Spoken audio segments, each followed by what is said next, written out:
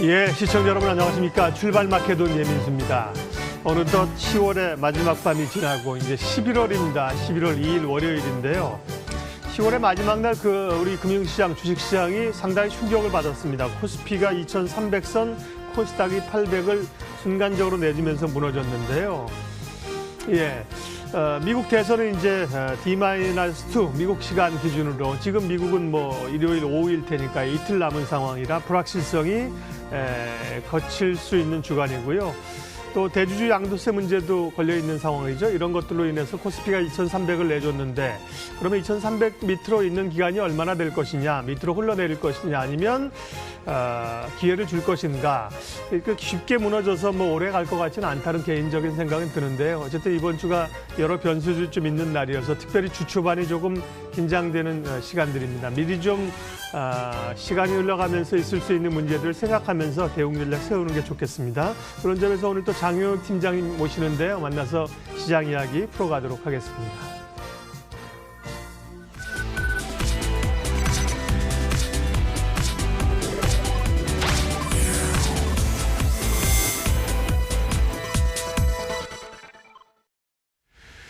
장효혁의 마켓 시그널, 매주 월요일 한국투자증권 법인금융센터 장영혁 팀장님과 함께합니다. 팀장님 어서 오십시오. 네, 안녕하세요. 네, 지난 금요일 날 좀 아쉬웠습니다. 너무 많이 밀려가는 흐름들이었는데요. 네. 이번 주는 말씀드린 것처럼 이제 미국 대선, 그다음에 유럽이나 미국의 코로나 확산 속도, 그리고 대주주 양도세 이런 게 최대 이슈 아니겠습니까? 네. 시장 어떻게 보시는지요? 전반적으로 이제 쭉 다 말씀드릴 텐데 네. 무거운 얘기 하기 전에 네.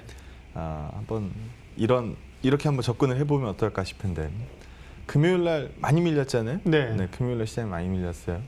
만약에 내가 주식을 풀로 들고 있는 투자자라고 한다면 어떤 생각을 많이 할까요? 이거 계속 빠질 거야 이런 생각 할까요? 그 생각보다는 많이 빠졌으니까 올라갈 거야 라는 생각, 그러니까 낙관적 편향으로 생각을 많이 할 수밖에 없죠.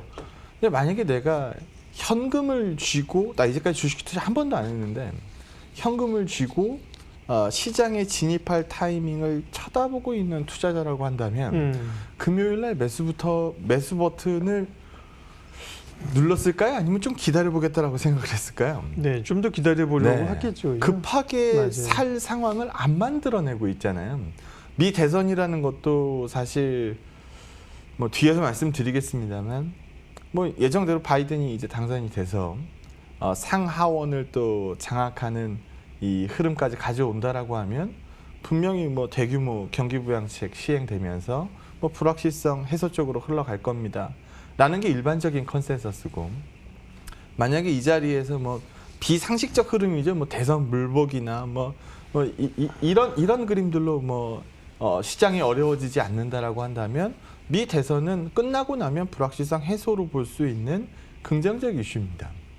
우리 양도과세 같은 경우에도 맨 처음에 아닌 뭐예요? 지금 현재 10억 원의 가족 합산이거든요. 근데 기재부는 계속 뭘 주장을 해요? 3억 원을 주장을 하죠. 가족 합산이 이제 한 발 물러나서 이제 개인으로 이제 3억 원 기준을 줍니다. 근데 절충안을 이전에 이제 여당 쪽에서 5억 원을 줬죠. 5억 원의 개별 합산 5억이면은 사실 가족 합산 10억보다 날 수도 있어요. 근데 지금 시장 돌아가는 판을 보니까 사실 좀 이렇게 나와도 시장에서 반가워하지 않을 것 같거든요.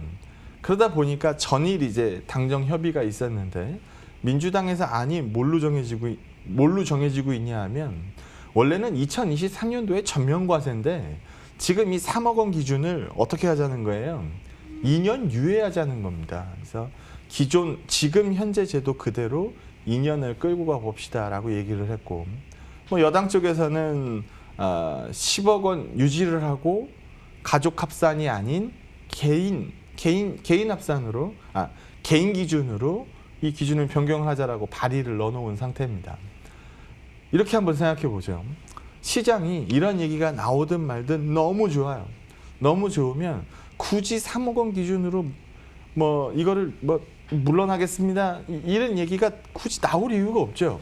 근데 시장이 역설적으로 좀 안 좋고 불안하고 이렇게 흘러간다라고 하면 어차피 정치라는 게 이제 대중의 인기를 먹고 살아야 되는 거고 정부도 여기서 자유스럽지 않다라는 점을 감안해 보면 금주에 이제 발표가 나올 걸로 보는데 뭐 빠르면은 이번 주 초 결정이 될 걸로 보여집니다. 이 기준을 유예할 건지 아니면은 기존의 뭐 정부 안대로 3억 원 밀고 갈 건지 라는 부분에 대한 결정 뚜껑이 열리겠죠. 아마 이 부분도 만약에 3억 원으로 나온다 하더라도 우리 2,300까지 내준 마당에 여기서 얼마나 더 반영할 거며 만약에 이 시장에서 우려했었던 그림을 피해 간다라고 하면은 반발 매수 불러올 수 있는 시점이기 때문에 지난 금요일 기준 우리 국내 증시 워낙 많이 빠졌으니까 뭐 힘이 쫙들 빠졌을 거예요. 게다가 금요일 날 간밤에 빠졌던 미증시 하락폭까지 생각이 나면서 주말 주일이 좀 머리 아프셨을 텐데요. 우리 금요일 날 우리 장중에 상당 부분 빠지고 있는 미증시는 반영을 한 상황입니다. 우리 이미 장중에 미증시 선물이 빠지고 있었으니까 미증시 빠질 건 알고 있었던 그렇죠. 거거든요. 예. 그래서 뭐 이 금요일 날 밀렸던 미증시로 인해서 오늘 우리 증시가 추가적으로 뭐 밀려서 이렇게 저렇게 될 거야 이렇게 출발하는 분위기는 아닐 것 같아요. 오히려 지금 기존의 이 대주주 과세 기준을 여당에서 나온 안이긴 합니다만 5억 원이 아닌 10억 원 기준 그대로 끌고 갑니다라는 부분에 대해서 오히려 기대감을 좀 가질 수 있는 시점 아닌가. 시장이 안 밀렸으면 모르겠는데 시장이 상당 부분 하락을 반영한 상황이라고 한다면 불리한 그림들만 나열하면 더 빠질 것처럼 보이니까 어느 정도 절충점을 찾는 이 이슈들이 좀 시장에 반영을 해야 되지 않겠느냐라고 판단을 합니다. 이 그림 하나 보시죠. 여기서 선을 여기에 하나 그을게요. 네, 여기에 하나 그으면 이 이전은 뭐 보시면 아시겠습니다만 이건 앞에 건 거래소고 뒤에 건 코스닥입니다. 어때요? 코스닥이 더 많이 빠져요. 이때 주된 이슈는요. 대주주 양도과세입니다. 대주주 양도과세 거래소보다는 코스닥의 영향이 큰 건 뭐 다들 알고 계시니까. 여기 뭐 거래소가 뭐 0.7% 빠지는 날 코스닥이 뭐 3.7%가 빠지지를 않나. 거래소는 플러스를 띄는데 코스닥은 뭐 마이너스를 찍지를 않나. 뭐 0.6 빠지는데 뭐 2% 빠지고 뭐 이런 식의 그림이었으니까 이 밑에 그림, 그러니까 26일 이전의 이 시장 흐름은 완벽히 대주주 양도과세에 포커스가 맞아 있었던 그림입니다. 근데 그 이후 지난주 그림인데요. 지난주 그림은 금요일을 제외하고 나서 보면 나머지는 어떻습니까? 거래소보다 코스닥이 월등히 강하거든요. 그럼 시장에서 일정 부분 눈치를 보기 시작했다는 거예요. 지난주서부터. 야, 요거 3억 원으로 안 내려갈 것 같아. 라는 부분으로 상당 부분 힌트를 얻었던 거죠. 그러면서 이제 과도하게 밀렸었던 이 개별주 성격들을 이제 주워내기 시작한 건데요. 지난 금요일 날 이제 세게 한번 두드려 맞으면서 거래소가 2.5%, 뭐 코스닥이 2.6% 세게 한번 맞으면서 뭐 소위 말해서 그냥 패닉이 발생돼 버립니다. 이 그림은 여기서 보시는 것처럼 외국인들 쪽에서 나온 그림인데요. 그 이전에는 외국인의 뚜렷한 이탈이 없었어요.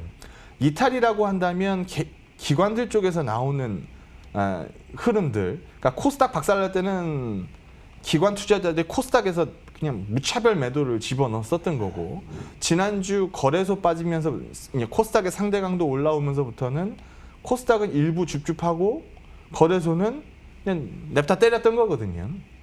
근데 지난 금요일은 보면 완벽하게 목요일 금요일에서 외국인의 수급이 이탈되면서 나온 그림입니다. 그럼 이거는 뭐 우리 대주주 양도과세 이슈라기보다는 뭐 미 대선 앞두고 그리고 우리 이 부분도 얘기해야 되는데 뭐 뒤에서도 차트가 나오겠습니다만 예. 미국이 지금 하루에 9만 명 신규 확진자가 뜹니다. 프랑스, 독일이 지금 재봉쇄 조치 들어갔고요. 영국이 지금 재봉쇄 조치 들어간다라고 검토합니다. 그러면 우리 3월 달에 코로나 사태 이후에 봉쇄 조치 한번 겪은 다음에 우리 뇌리 속에 재봉쇄가 있을 수 있다 없다 이 둘 중에 뭐에 무게가 실려 있었어요? 재봉쇄 없다에 우리가 무게가 실려 있었죠. 얼마 전에 우리 뭐 2.5단계 갔을 때 시장 충격 오고 했었던 거 그거 왜 그런 거예요? 이런 그림 안 나올 줄 알았는데 봉쇄 쪽으로 근접해 가다 보니까 시장에 충격이 왔었던 거거든요.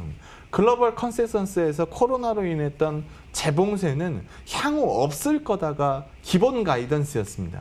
근데 지금 이런 데이터들이 나오다 보니까 뭐 봉쇄 이 봉쇄 조치들이 이제 재검토 들어가고 실제로 이제 재봉쇄 실시하는 쪽들도 나오기 시작하고 하다 보니까 4분기 경제 성장이나 4분기 데이터에 대해서 우려감들이 높아질 수밖에 없죠.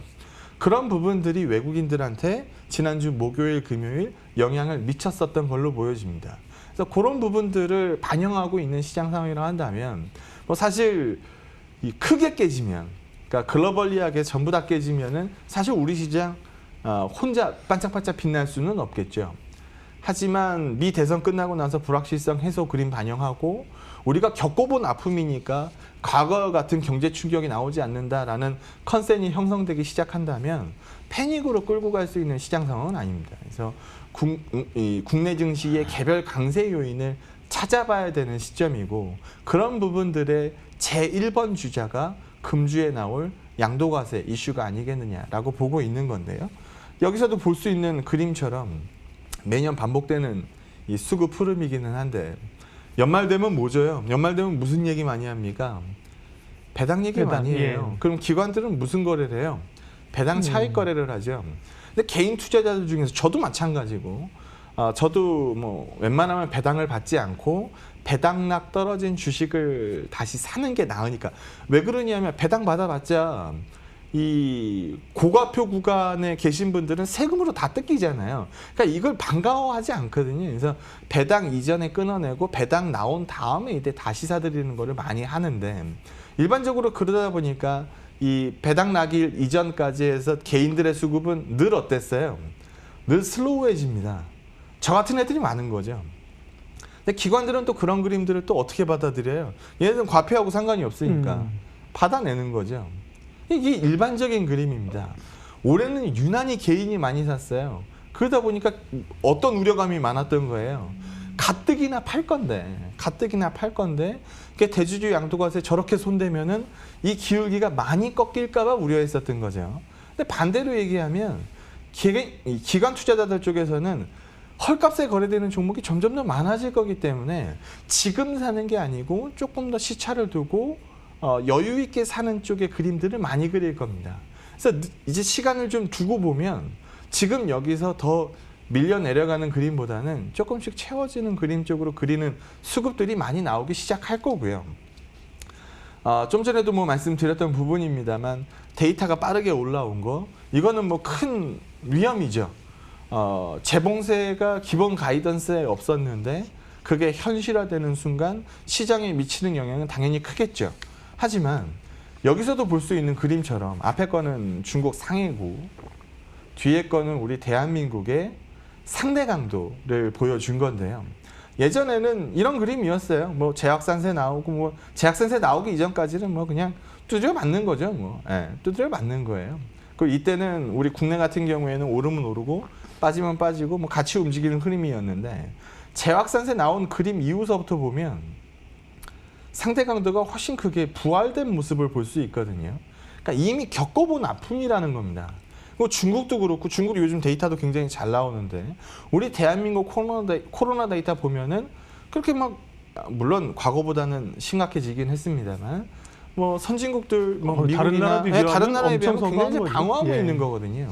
아마 이런 부분들의 상대 강도를 녹여줘야 되는 시점인데 그러지 못했던 이유가 딱 하나 있었던 거죠. 대주주 양도과세라는 허들이 있다 보니까, 이 속도 카메라가 있다 보니까 이거 피하겠다고 속도 줄이는 차들이 많다 보니 이제 차들이 좀 밀리는 현상이 나왔던 겁니다. 그거 지나고 나면 다시 엑셀 밟을 수 있는 거고, 그렇게 읽다 보니 이런 부분 이제 머리에 좀 걸리는 게 나오실 텐데, 이제 빠지면 빠지는 이유를 계속 찾아내야 되니까 빠지는 이유를 찾다 보니 10년물 금리 봤니? 10년물 금리가 요즘 이렇게 반등이 나오고 있더라. 맞아요. 우리 이제까지 시장 왜 올랐어? 풍부한 유동성에 저금리. 뭐 앞으로 한동안 금리가 오르지 않는다는 믿음하에서 올랐던 거 아니야.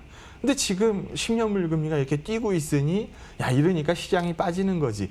이렇게 이제 빠지면 빠지는 이유를 갖다 붙여야 되니까. 그래서 이런 부분들 얘기를 많이 하는데 여기 한번 보시면 데이터는 경제 데이터는 올라왔는데 좀 크게 보자는 거죠. 얼마나 올랐냐는 겁니다. 그러면 이게 계속 빠지면 좋은 걸까요? 예전에 우리 10년물 금리 계속 빠지면서 장단기 금리 역전 뭐 얘기 나오니까 그때 뭐라 그랬어요? 이거 뭐 큰일 났다고 뭐 얘기를 많이 했었죠. 빠지면 빠진다고 뭐라 그러고 오르면 오른다라고 뭐라고. 그러면 그거는 그때 기준 바꿔가지고 빠지는 이유에 갖다 붙이기 나름인 거니까 얘기가 나오는 거고, 적어도 지금 10년물 금리가 올라간다는 얘기는 적어도 경제 상황으로 봤을 때 이거보다 나빠지지 않습니다라는 걸 반영하면서 나오는 흐름들이거든요. 금리가 올라가면은 10년물 채권 가격은 어떻게 됩니까? 떨어지죠. 빠지는 네. 거거든요. 정말 시장 위험하게 봐서 안전자산이 올라야 될 것 같다라고 본다면 10년물 금리는 더 빠졌어야 정상입니다. 근데 바이든이 당선되고 나서 대규모 부양책 쓸 거 빤히 보이고 있는 상황에서 10년물 가격 더 밀 겁니까? 라는 부분으로 시장을 쳐다본 거죠. 그래서 요거 가지고 빠지는 이유를 핑계를 대는 거는 사실 갖다 붙인 이유에 불과하다라는 부분 말씀드릴 거고요. 환율 얘기도 안 하고 넘어갈 수가 없는데 우리가 1130원 딱 깨지고 나니까 이게 좀 황당한 거죠. 물론 원화 강세 좋은 그림이긴 한데 너무 가파른 속도로 나오다 보니까 뭐 시장에서 또 이제 반갑지 않. 왜냐면 우리가 뭐 수출 중심 국가다 보니 우리가 내수를 먹고 살 수 있는 국가가 아니잖아요. 그러다 보니까 또 이제 우려하는 그림들 얘기를 많이 합니다. 근데 우리 옆에도 눈을 한번 돌려보자고요. 우리 원화도 뭐 그랬습니다만 위안화 강세도 뭐 봤었고 대만 달러, 뭐 멕시코 뭐 페소 이런 것들 공통점이 있어요. 뭘까요? 수출하는 애들이에요. 그리고 미국에서 건드렸던 애들입니다. 중국 못 잡아먹어서 안달이었죠. 멕시코 같은 경우에도 장벽 세워서 어떻게 뭐 한다 못 잡아먹어서 안달이었던 애들입니다. 그럼 이게 바이든 당선되고 나서 무역 마찰이 좀 줄어들 것 같습니다라는 가이던스가 생기면 해당 통화는 강세를 가는 게 맞죠. 게다가 이제 기본 베이스로 대규모 이 부양책을 깔고 있으니까 달러는 약세를 가고 있었을 거고, 약세를 가고 있는 달러에 대해서 기축 통화 유로는 강세를 가는 게 당연한 그림인 거고, 이 그림하에서 신흥국 통화 강세 가는 거 맞는데 유난한 강세 나오는 이 국가들이 있다는 거죠. 그럼 외국인들 수급 한번 생각해 보자고요. 외국인들이 목요일날 금요일날 이틀간 1.5조 팔면서 시장에 충격을 좀 줬어요. 그럼 외국인들은 워낙 강세 좋아합니까? 약세 좋아합니까? 워낙 강세 좋아하죠. 그렇죠. 예. 그럼 지금 구간에서 굳이 외국인 수급 걱정할 이유 사실 없는 구간이었거든요. 목요일, 금요일을 빼고는 우리 외국인 수급 걱정 안 했으니까요. 그래서 이런 그림들도 안 좋은 시장에서 나쁜 얘기만 쏟아내는 증권 방송 보지 마시고 안 좋은 그림일 때 이런 것들로 좀 기준을 잡을 수 있는 잣대들을 한번 세워보자는 걸로 말씀을 드리는 거니까요. 여기도 보시는 것처럼 우리 뭐 요즘 대주주 양도과세에 묻혀 있다 보니까 중국 데이터 안 보시는 분들 많은데 우리 중국 수출과 밀접한 관련이 있잖아요. 근데 여기 한번 보게 되면 산업 생산, 뭐 수입액, 뭐 이런 부분들 굉장히 잘 나오고 있습니다. 과거에 우리 잘 나가던 증시에서는 이런 그림 나오면은 우리 증시 뜨겁게 반응했었어요. 좋은 이슈거든요. 근데 요즘 이런 부분들 전혀 못 녹였습니다. 그러니까 이런 부분들도 같이 한번 생각해 볼 법하고요. 어차피 주가라는 거는 주가의 공식이 뭐예요? EPS 곱하기 PER이거든요. 버는 돈 대비해서 몇 배 쳐줄 거야 라는 걸로 주가가 나오게 돼 있습니다. 그럼 기본적으로 버는 돈이 기대보다 잘 벌어야죠. 그래야 주가를 더 쳐줄 수 있으니까요. 3분기 실적 우리 뚜껑 열었는데 기대보다 잘 나왔어요. 삼성전자 실적 보면 알잖아요. 그래서 이런 부분들 밑바탕에 다 깔려 있는데 우리 녹이지 못한 부분들도 굉장히 많습니다. 시장 좀 지난주에 약세 나오니까 이제 뭐 밑도 끝도 없이 빠질 것 같은 이제 불안감에 많이들 시달리실 텐데 뭐 많이 올라온 증시니까 한 주 쉴 수도 있죠. 오히려 어긋난 퍼즐들을 제대로 갖다 끼웠을 때 커진 낙폭에 대해서 자율 반등, 뭐 정상적인 반등 이런 부분들을 생각할 수 있는 금주 뉴스들이 나오지 않을까라고 판단해 봅니다. 네. 지난주가 어쨌든 그 악재 클라이맥스 구간을 지나가고 있다는 사실을 많이 얘기했는데요. 이번 주가 좀 해소되는 주간이 되길 기대하겠고요. 공략할 만한 그 전략들 보도록 하겠습니다. 뭐 여러 말씀하신 것처럼 코스닥도 좀 채울 수도 있고 뭐 다시 친환경이나 이런 쪽에 좀 그린이나 올라오는 것도 있고요. 시장에서는 현대차 그룹과 이제 삼성그룹의 지배구조 관련해서 사실은 이슈가 한번 또 확 불고 지나갔어요. 그래서 그 부분 조금 더 투자 아이디어 얘기해 주신다고요? 일단 뭐 종목들에 대해서는 시장이 좀 회복이 된 다음에 이 정도면 내가 저 떨어진 이삭을 주워도 되겠다라는 생각이 들었을 때 이제 많이 움직이게 될 거고요. 개인적으로 장이 안 좋아지고 정말 최악이 되면 좀 몸이 아픈데 지난주 목요일 금요일 컨디션이 너무 안 좋더라고요. 너무 이제 무차별적으로 두드려 맞다 보니까 상황이 좀 안 좋았었던 거죠. 그래서 지난주에 뭐 좀 전에 말씀하셨던 것처럼 뭐 악재의 클라이막스 얘기를 하셨는데 클라이막스가 지난주였는지 뭐 앞으로 다가올 건지 이건 뭐 지나봐야 아는 건지 누가 알겠습니까? 하지만 나올 얘기들 상당 부분 다 나왔고 여기서 그거를 더 녹일 거냐 말 거냐만 남은 거지 새롭게 나올 악재는 사실상 없잖아요. 그래서 좀 긍정적으로 읽는 게 필요하지 않겠느냐. 그렇게 하다 보면 종목 얘기는 제가 뭐 다음 주나 뭐 다다음 주는 좀 시장이 좀 안정세를 취하고 난 다음에 이제 뭐 이삭들을 얘기하게 될 것 같고 좀 긴가민가한 흐름에서 그래도 중심을 잡을 수 있는 것들을 생각하다 보면은 딱 포커스가 맞춰져 있는 것들 뭐 내년에 뭐 가장 큰 화두가 될 것들 아니면은 방어주 컨셉들 뭐 이런 것들이 당장 이번 주에는 눈이 좀 들어올 수밖에 없을 것 같은데요. 그렇게 보고 있는 거는 삼성의 지배구조, 현대차의 지배구조 이거는 내년 한 해 내내 우리가 이제 겪게 될 최대 화두입니다. 그럴 수밖에 없죠. 우리 대한민국을 대표하는 양대 산맥의 기업의 총수가 바뀌는 거니까 이미 현대차는 바뀌었고 삼성도 바뀔 수밖에 없는 거고. 내년이라고 하시더라도 사실 어떻게 보면 한 상반기 안에 좀 이슈가 나올 수 있는 상반기까지 안 갈 수도 있는 거죠. 현대차는 이미 나왔으니까. 그래서 그렇게 딱 그려진 그림들을 시장에서 보는 일이 많으면 그쪽으로 움직이는 힘은 많을 수밖에 없는 거죠. 그래서 그 부분 얘기를 한번 해볼게요. 여기 한번 보시면요. 너무나 명확한 그림인데 삼성물산이 삼성전자를 직소유를 못하고 있습니다. 직소유를 못하고 있죠. 우리 오너일가 뭘 갖고 있어요? 물산을 들고 있어요. 근데 우리 삼성 하면은 뭐부터 생각나요? 전자부터 생각나요. 네, 삼성하면 삼성전자잖아요. 그럼 삼성전자를 직소유하고 있느냐라는 부분을 봐야 되는데 직소유 못하고 있어요. 오너일가가 물산을 소유하고 물산이 생명이라는 금융사를 중간에 끼고 전자를 갖고 있습니다. 금산분리하래잖아요. 금산분리하라고 하면은 이거 걷어내야 되거든요. 그러면 걷어내려고 하면은 물산의 전자에 대한 지배구조가 올라오든지 아니면 오너 일가에 대한 전자의 지배구조가 보유 수량이 늘어나야 되는 건 너무나 당연하겠죠. 그러면 제일 먼저 드는 생각, 삼성물산 뭐 많이 해야 돼? 지금 상속세가 얼마예요? 11조래잖아요. 11조. 배당해야지, 배당. 그러면은 5년 연부연납 처리해도 연 2조 이상씩 채워줘야 돼요. 그러면 그거 만들 수 있는 제일 큰 돈덩어리가 어디서 나오겠어요? 삼성물산 배당에서 나올 거거든요. 제일 많이 들고 있는 지분이잖아요. 그래서 이 부분 생각날 거고 삼성생명이 들고 있는 전자지분 이거 들고 있지 말래잖아요.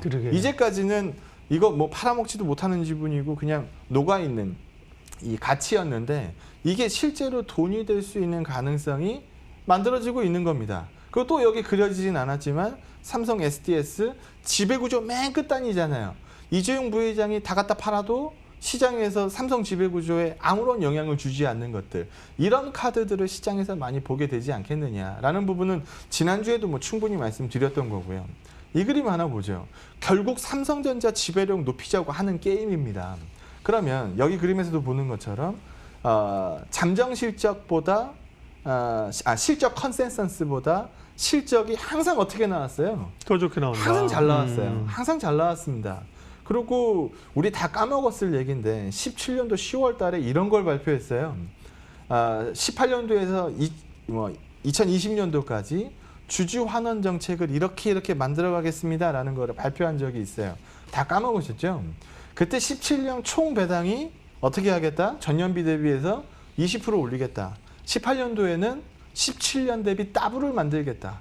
18년, 19년, 20년 이거 유지하겠다. 또 밑에 프리캐시 플로우를 3년간 프리캐시 플로우의 50%를 배당할 건데 이거를 연으로 끊어내는 게 아니고 3년에 걸쳐서 단위로 운영을 하겠다. 그러면 18, 19, 20 올해가 센 배당이 올 수 있는 삼성전자의 센 배당이 올 수 있는 해입니다. 센 배당이 진짜 나올까요? 안 나올까요? 진짜 나올 거거든요. 왜? 삼성생명도 돈이 많아야 되고 삼성물산도 돈이 많아야 되거든요. 그래서 이런 부분들 감안하면은 너무나 명확한 그림이죠. 그리고 여기서 보는 것처럼 삼성전자의 배당 성향이 예전에는 TSMC나 뭐 애플이나 인텔이나 이런 쪽들보다 낮았던 적도 있어요. 적어도 근데 지금은 월등히 높습니다. 그래서 이런 부분들 감안하면 삼성전자 카드도 나쁘지 않은 카드예요. 시가총액 1위가 나쁘지 않은 카드인데 우리 안 좋은 그림만 계속 보고 시장 보다 보면 무리함이 있을 수밖에 없다. 금주에 5억 원 얘기하던 여당도 기존 10억 원을 그대로 유지하는 부분에 대해서 얘기를 꺼냈을 정도면 지난주 후반에 안 좋은 얘기들 많이 생각하셨을 테니까 그 부분에서 일부 좀 벗어날 수 있는 뭐 금주 시장이 될 수 있지 않겠느냐. 시간이 많이 지나서 그래도 현대차 얘기 좀 해야죠. 그래도 괜찮을까요? 제 시간이 뒷시간, 많이 오버됐길래. 제 뒷시간 조금 빼면 됩니다. 그러니까 삼성그룹은 일단 물산이랑 전자 얘기하셨고 현대차 물산, 전자, STS, 삼성생명 이렇게 흘러가겠죠. 현대차 얘기 좀 해주세요. 네. 여기 하나 보시죠. 현대차 그룹은요. 지금 정부에서 뭐라 그래요? 순환춘자 하라 그래요? 하지 말라 그래요? 하지 말라는 하지 말라 그러죠. 이재용 부회장이 이거 가지고 뭐 이렇게 한번 만들어 볼까 했다가 얼마나 고생 많이 했어요. 지금도 고생 중이고. 근데 10대 그룹 중에서 유일한 순환 출자가 지금 현대차 그룹입니다. 근데 현대차 그룹의 지배구조를 한번 보시면 모비스가 현대차 갖고 있고 현대차가 기아차 갖고 있고 기아차가 모비스 갖고 있는 순환 출자 그리고 현대제철도 모비스의 지분을 들고 있는 순환 출자 구조입니다. 그럼 여기서 한번 생각해 보죠. 끊어내야 돼요. 순환 출자를 끊어내야 돼요. 그럼 어디 끊어내실래요?